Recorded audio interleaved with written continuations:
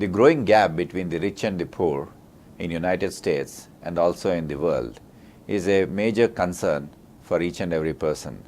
It's not just a concern for an individual, but for the community also. In order to address this, a new type of thinking has arisen, and that type of thinking has given rise to a new book called The Third Way. Today we are privileged to have the author of the book, The Third Way, where we will know more about the issues, the current issues that the world is facing, United States is facing, and what is the new way of looking at the capitalism and the money for people. We have with us Upendra Chivukula. Upendra Chivukula is a well-known name for the Indians in United States. He is the Commissioner of Public Utilities in the state of New Jersey. He has been the Deputy Speaker for a very long time, and prior to that he was the legislative member of the 17th District in New Jersey. And prior to that he was the Mayor of the city Franklin, and he was also a council member to the city. Before we get to the book, his thoughts on this new ideas, new way of looking at things, I would now like to understand more about how Mr. Chivukula has got into the public life. Some of you may be aware, he has come to the United States in the year 1974. He has come as a student, graduate student, and then he has established himself and then ran for the public office. In those days, there were very, very few Indians in the community, and in spite of that, he ran for the office in a largely non-Indian community. Mr. Chivukula, welcome to the program. Thank you very much.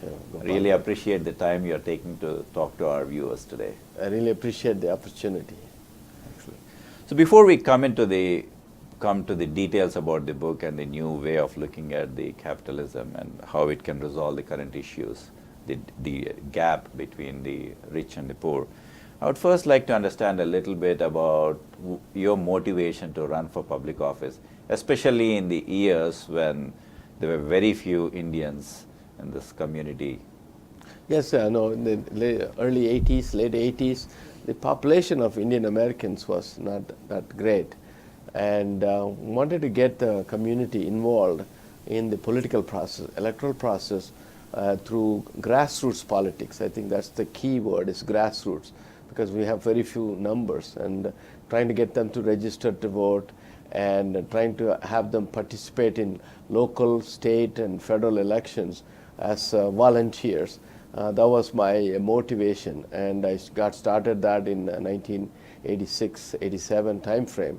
I worked with an organization called Indian American Forum for Political Education, and where we started presenting issues of concern to Indian Americans and to various congressmen and senators, and that's how I got started.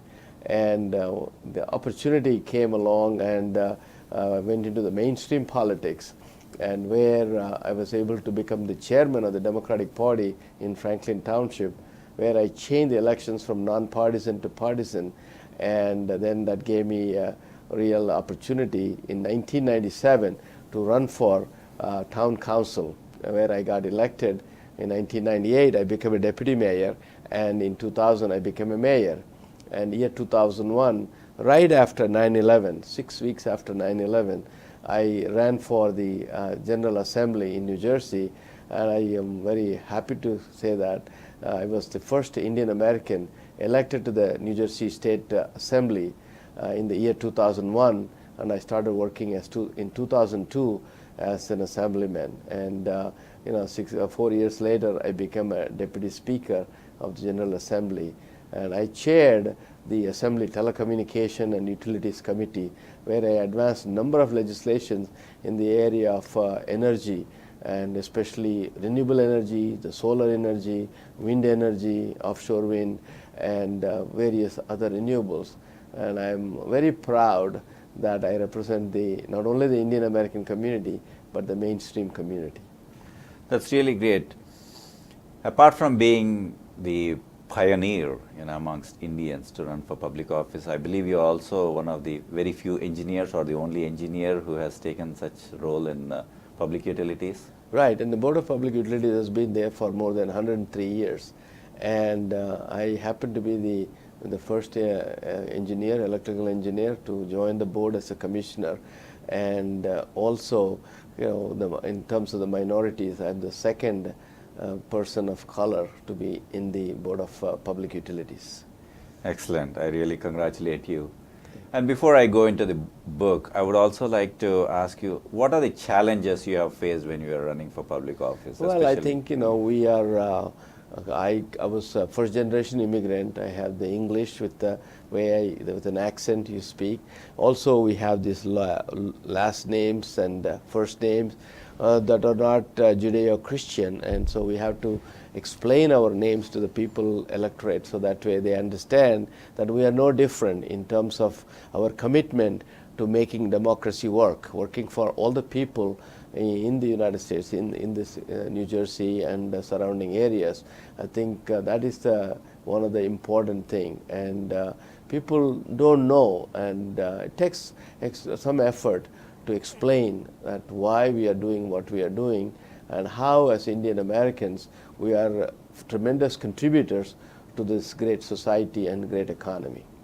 So apart from being a legislator, apart from being a past mayor, a council member, about being a deputy speaker, and now a commissioner, now you have added a new title to yourself, which is a co-author. You are the co-author for the book called The Third Way. So can you tell about the reasons why this book was written and what has motivated you to write this? To look at the income divide, and the income inequality in America and the entire world is growing very rapidly, and we're trying to understand what is the root cause behind that. And the founding fathers of America have the first four presidents, Washington, Adams, and Jefferson and Madison. They all talked about this idea about having broad-based ownership. And in President Abraham Lincoln, through the Homestead Act, he was giving 168 acres of land to Americans to go west and make it productive. And at that time, it was the productivity required about 90% capital and 10%, 90% labor and 10% capital. And in the 21st century, when you are looking at it, the capital is growing much rapidly because of the technological advances. The contribution of labor is about 10%, and the contribution of capital is 90%. And when you look at that and say, what is happening?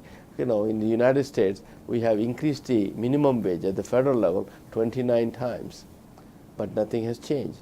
And if you also, the Congressional Budget Office has come up with a study saying that the top 1%, their income is growing at 275%, whereas the rest of us is staying the same, or actually not increasing very slightly. And that is one of the challenges. And the other thing is that there's a Brookings study that showed that the amount of capital that is owned by about 20% of the people is almost 86%. That means the rest of the 80% is only owning 14% capital. Now, we may ask, what is capital? Capital is something that you use to increase your productivity. In the olden days, it was the land that was used for agricultural purposes. Now, it could be any smart devices, smart technologies, and your intellectual capital, or also stocks and bonds that could be capital. And it's sad, I'm sad to say that 50% of Americans own zero capital. And that's a big number. That's a very big number. And when you look at the tax rate in the United States is 35% for corporations, and that is the highest tax rate in the world.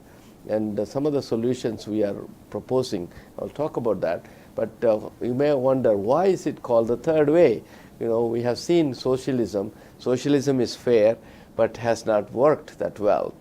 And capitalism works, but it is not fair. And because the large amount of wealth is concentrated in the top 1%, top 0.1% of the people. And in order for to make the capitalism work or rehabilitate capitalism, we need to include what is called inclusive capitalism. That means in a capitalistic society, you have to create more capitalists. And that's what we are advocating for in this book, through employee ownership. If you work for a company, not only you are providing them the wages, but you are also giving ownership in the companies. And currently, when you look at Silicon Valley, it was built on the premise that ownership of employees. That's how it's a real landmark. Silicon Valley has done so well. And so there are 10,000 companies that offer employee ownership, whether it's in the stock form, profit sharing, and equity sharing, and 15 million Americans benefit from that. So through this book, The Third Way, Inclusive Capitalism, and we are taking from economic democracy, going towards economic democracy from political democracy. And so we are talking about how to restructure the tax issues and see how we can incentivize. We're not suggesting mandating. This is not a socialistic approach. People might think about that, but I think we're saying we have to involve the government, but also we have to involve the private corporations, private and public corporations, so that way they share it with their employees. Employees, when they have ownership, they work harder, they work smarter, and the productivity goes up, and the companies grow, the pie becomes bigger, and we are not saying that you have to share everything with your employees. Share a portion of that, so that way we have more capitalists and capitalism can thrive in the United States. And this idea is equally applicable to India and other emerging economies around the world.